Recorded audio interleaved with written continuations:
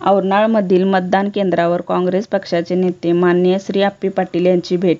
यावेळी काँग्रेस पक्षाचे कार्यकर्ते शिवाजी सावंत, रुपेश कांबळे, अमित कांबळे, सुधीर धनावडे, अण्णासो माने व औरनाळचे नागरिक उपस्थित होते.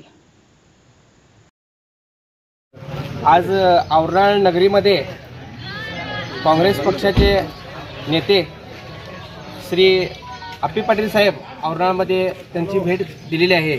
तर साहेब, आजच्या या म्हणजे औरनाळमधील पंचकृषी असू दे किंवा गडिंग्लज तालुक्यामध्ये मतदारांचा कल कुणीकडे आहे तुम्हाला?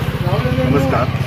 आज सकाळपासून मी मागाव या ठिकाणी मतदान करून मागावपासून प्रत्येक गावामध्ये प्रत्येक बूथवर भेट देत आहे. तर या ठिकाणी सगळ्या आतापर्यंत ज्या ठिकाणी मी भेट दिली त्या ठिकाणी जर मतदानाची प्रक्रिया आणि मतदानाचं जर बघितलं तर आपल्या लोकसभा मतदारसंघातील छत्रपती शाहू महाराज यांच्या यांना निवडून देण्यामध्ये कुठल्या प्रकारची अडचण येणार नाही असं वाटतं.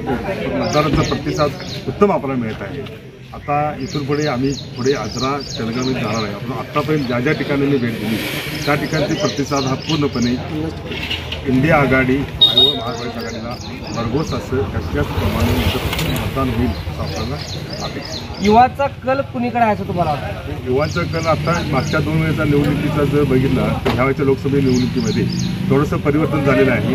त्या इंडिया आघाडी आणि महाविकास आघाडीकडे आहे. धन्यवाद. नमस्ते. अलर्ट इंडिया क्राईम न्यूजसाठी कॅमेरामॅन अरुण कोचरी, पत्रकार श्रावण सूर्यवंशी.